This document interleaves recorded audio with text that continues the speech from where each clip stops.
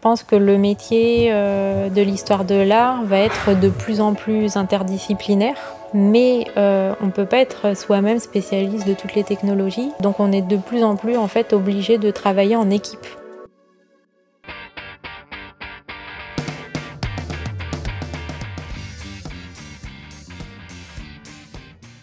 Hello, si vous suivez régulièrement Maintenant J'aime le lundi, vous avez dû voir passer notre vidéo archéologue avec François-Xavier, archéomètre, Aude, historienne de l'art spécialisée Moyen-Âge, et Priscilla qui est paléo-anthropologue. Si c'est pas le cas, pas de panique, on vous mettra le lien en fin de cette vidéo. Aujourd'hui, on se retrouve une nouvelle fois avec Aude. Elle va nous parler de ses missions, de son quotidien, de ses coups de cœur et de ses coups de gueule. Et avec elle, on va se retrouver dans une église dominicaine de l'époque médiévale, pour en savoir un peu plus sur les modes de vie de l'époque. C'est parti ? C'est parti.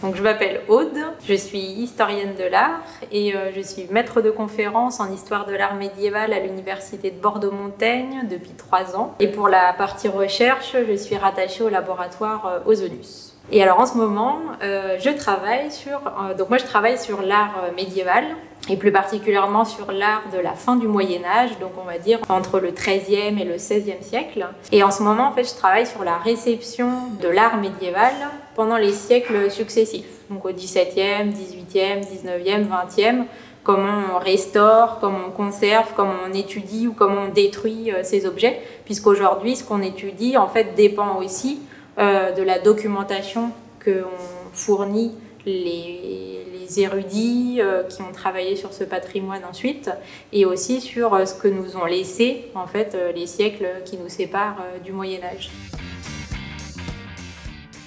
Alors moi je suis maître de conférence en histoire de l'art médiéval et comme tout maître de conférence, on va dire il y a 2 parties dans mon travail. Il y a la partie enseignement, donc préparer les cours, faire les cours devant les étudiants, corriger les examens, avoir des rendez-vous avec les étudiants de master qui préparent leur mémoire. Donc ça c'est toute la partie liée à l'enseignement.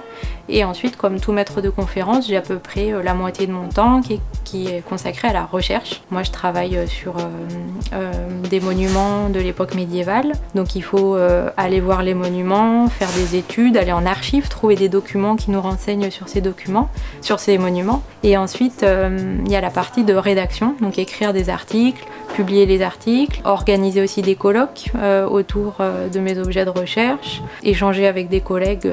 Voilà, donc ça c'est toute la partie liée à la recherche. Donc il y a la recherche en elle-même, ensuite la publication de cette recherche à travers des articles, à travers des colloques et tout ce qu'on pourrait appeler l'administration de la recherche. Donc si on a un programme de recherche avec un financement, il faut aussi gérer ses sous, gérer les contrats, on va embaucher un postdoctorant qui va travailler, etc. On va embaucher un ingénieur qui va faire des plans de telle église. Donc il y a aussi toute une partie administrative. Alors j'aimerais que tu nous dises qu'est-ce que tu adores par-dessus tout dans ton métier et en opposition, qu'est-ce que tu aimes le moins dans ton métier ? Alors dans ce que j'adore, il y a plusieurs choses. D'abord il y a l'enseignement. Moi c'est vrai que j'aime beaucoup enseigner. Alors là j'enseigne l'histoire de l'art médiéval, mais dans ma vie avant j'enseignais la flûte traversière en école de musique et quel que soit j'ai travaillé aussi comme guide quand j'étais étudiante, comme boulot d'été. Et c'est vrai que j'aime beaucoup cette partie transmission et donc être avec les étudiants, être avec les jeunes, c'est vraiment une partie que j'aime. Pour ce qui est du volet recherche, on va dire, de mon activité, j'aime beaucoup voyager. Moi je travaille beaucoup sur l'art italien, donc je vais très souvent à Rome pour aller en archive et je dois dire que c'est pas désagréable. Et puis même pour les colloques aussi, on voyage beaucoup, donc ça permet de découvrir des villes. Alors c'est vrai qu'en plus en tant qu'historien de l'art, dès qu'on voyage, même pour le travail, prendre un petit peu de temps pour aller voir un musée, un monument, on a l'impression que ça fait aussi partie, ça fait aussi partie du travail, donc on n'a pas l'impression qu'on est en train de faire un à côté sur une mission de travail. Donc ouais, dans le voyager, c'est vraiment une des parties du travail que j'aime beaucoup. Et du coup, qu'est-ce que tu aimes le moins dans ton métier ? Corriger les copies. Voilà, ça je dirais que c'est la partie assez lourde parce alors c'est bien, on a beaucoup d'étudiants, mais les temps de correction sont extrêmement courts, donc les semaines après les examens, c'est infernal. Non, globalement, j'aime beaucoup mon métier, donc à part la correction de copies, je vois rien d'autre. C'est plutôt une bonne nouvelle. Oui.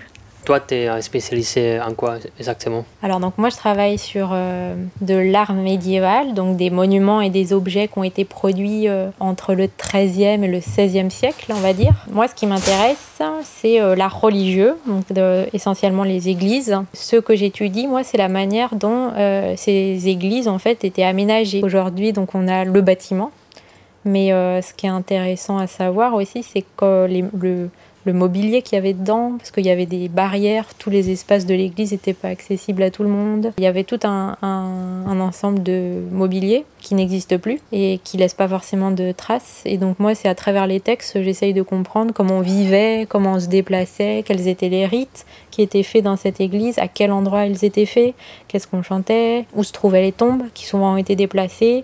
Les retables, donc les images peintes qui décoraient ces églises, maintenant souvent elles sont dans des musées. Comment tu vois ton métier dans 5, 10, 20 ans? Je pense que le métier de l'histoire de l'art va être de plus en plus interdisciplinaire. Donc on utilise beaucoup les technologies, mais on ne peut pas être soi-même spécialiste de toutes les technologies. Et en tant qu'historien de l'art, on travaille aussi sur des textes anciens, on travaille sur les bâtiments en élévation, on travaille sur des objets et on ne peut pas toujours être compétent sur tout.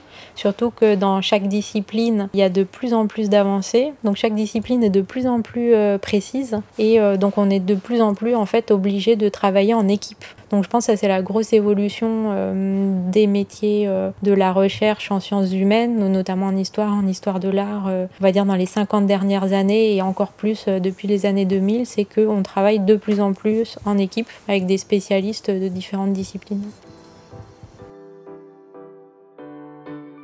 Cette vidéo touche déjà à sa fin et comme promis, on vous met le lien d'Archéologue si jamais vous n'avez pas vu la vidéo. Si les profils des 2 autres professionnels qu'on a rencontrés vous intéressent, n'hésitez pas à aller voir leur vidéo également, on vous met le lien en bio. Si vous êtes chaud pour découvrir d'autres métiers scientifiques, nous aussi, donc n'hésitez pas à mettre un commentaire avec des idées, des gens avec qui on pourrait passer une journée avec eux et découvrir leur métier. Comme d'habitude, n'hésitez pas à partager, on les dit assez souvent, mais en même temps on a besoin de ça, donc n'hésitez pas à partager autour de vous à tout le monde. Et sinon, on nous dit à la semaine prochaine.